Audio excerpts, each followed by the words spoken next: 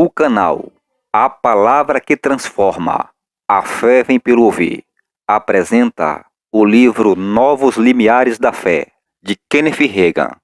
Serão 26 lições que irão turbinar sua fé. Uma excelente audioleitura e que Deus abençoe a sua vida. Lição 1. Como obtemos a fé? Deus providenciou os meios para todos terem fé. Lemos em Hebreus 11:6. Sem fé é impossível agradar a Deus, porquanto é necessário que aquele que se aproxima de Deus creia que Ele existe. Se Deus exige que tenhamos fé, quando na realidade é impossível termos fé, temos o direito de questionar sua justiça. Mas se Ele colocar dentro de nossas mãos os meios de produzir a fé, logo fica conosco a responsabilidade de termos fé ou de deixarmos de tê-la. Deus nos disse que, sem fé, é impossível agradar a Ele. Mas Ele também nos ensinou como obter a fé. Se não temos fé, a falha não é de Deus. Culpar a Deus por nossa falta de fé não passa de ignorância. Deus já providenciou os meios para todos terem fé. A fé para a salvação. O apóstolo Paulo diz que somos salvos pela fé, porque pela graça sois salvos, mediante a fé. E isto não vem de vós, é dom de Deus, não de obras, para que ninguém se glorie. Efésios 2, 8 e 9. Mas como recebemos a fé para sermos salvos? Romanos 10, 8, 10, 13, 14 e 17.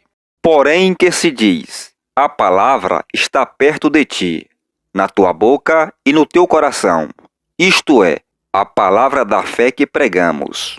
Se com a tua boca confessares a Jesus como Senhor, e em teu coração creres que Deus o ressuscitou dentre os mortos, serás salvo.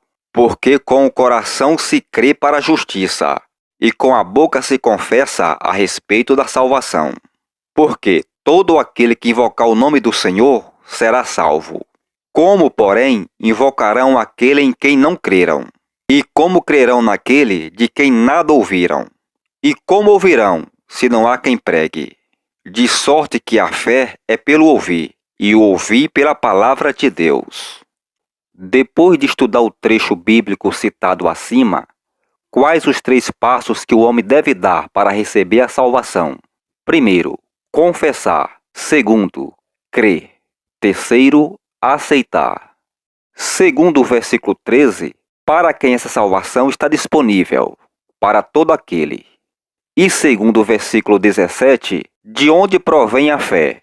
Do ouvir a palavra de Deus. Atos 11, 13 e 14. E ele nos contou como ouvir o anjo do Senhor, em pé em sua casa, e que lhe dissera, envia Jope e manda chamar Simão, por sobrenome Pedro, o qual te dará palavras mediante as quais serás salvo, tu e toda a tua casa. Deus ordenou que Cornélio mandasse buscar Pedro, a fim de ficar conhecendo o plano da salvação. Na grande comissão, registrada em Marcos 16, 15 a 18, Jesus disse aos seus discípulos, ide por todo o mundo e pregai o evangelho a toda criatura. Cornélio ainda não ouvira esse evangelho glorioso. Não era salvo. Deus ordenou que Cornélio mandasse buscar a Pedro, a fim de ficar conhecendo o plano da salvação. Porque Cornélio tinha que mandar buscar a Pedro? Porque o anjo não poderia ter explicado a Cornélio o plano da salvação com igual perfeição. Os anjos não podem pregar o evangelho. Deus confiou aos homens essa tarefa.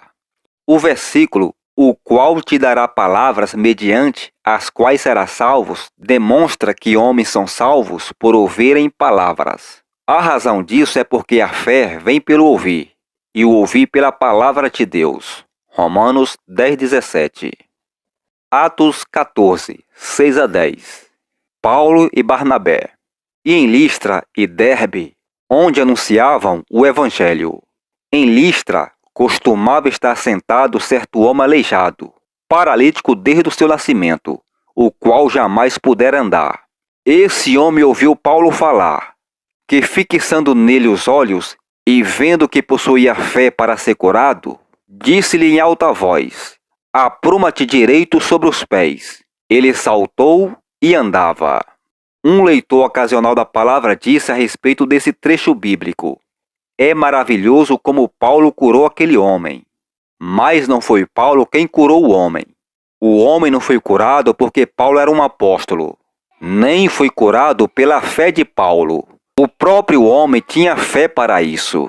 Paulo fez 3 coisas. Primeiro, pregou o evangelho. Versículo 7. Segundo, percebeu que o homem tinha fé para ser curado. Versículo 9. Terceiro, mandou o homem levantar-se e andar. Versículo 10. O homem não foi curado por algum poder que Paulo possuía. O próprio homem tinha fé para ser curado. E como obteve a fé para ser curado? Ao ouvir Paulo falar. E o que Paulo falou? Pregou o evangelho. Paulo pregava um evangelho de salvação e de cura. Pois não me envergonhe do evangelho, porque é o poder de Deus para a salvação de todo aquele que crê, primeiro do judeu e depois do grego. Romanos 1,16. Uma nota de rodapé na Bíblia Scofield diz: as palavras hebraica e grega para salvação dão ideia de libertação, segurança, preservação, cura e perfeição.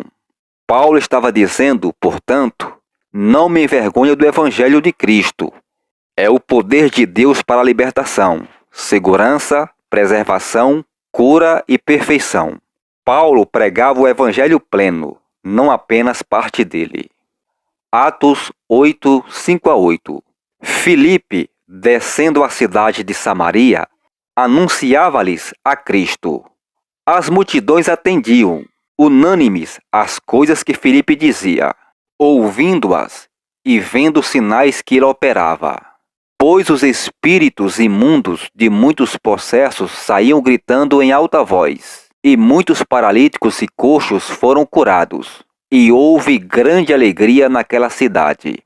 Os grandes milagres registrados nos versículos acima foram realizados como resultado de Filipe pregar a Cristo. O Novo Testamento não conhece nenhum Cristo que não seja também o médico dos médicos. A cura física, a cura divina, faz parte do Evangelho.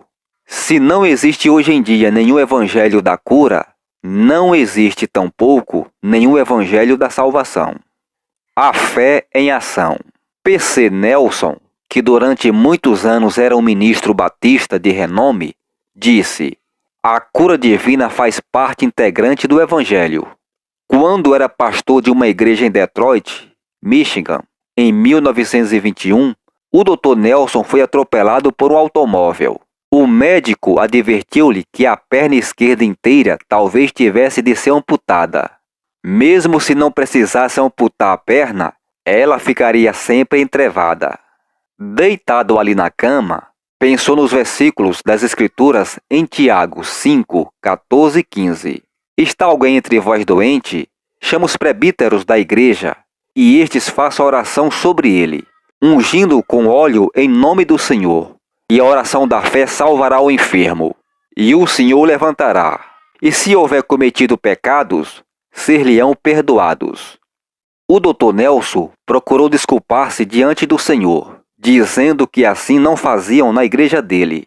O Senhor lhe fez lembrar que tinha 4 amigos, cheios do Espírito Santo, que acreditavam na cura divina. E ele mandou o Dr. Nelson convocá-los para orar por ele. Vieram até a casa dele. Ungiram-no com óleo e oraram por ele a oração da fé. Ele foi curado. Sua perna não precisou ser amputada e nunca houve nenhum entrevamento daquele joelho. A fé pelo ouvir e o ouvir pela palavra de Deus. Muitos anos atrás, como jovem rapaz batista, jazia no leito da enfermidade. Lendo a Bíblia metodista da vovó, dei-me conta de que nunca realmente ouvira o evangelho pleno, mas apenas parte dele. Quanto mais eu lia, tanto mais eu percebia que não precisava morrer.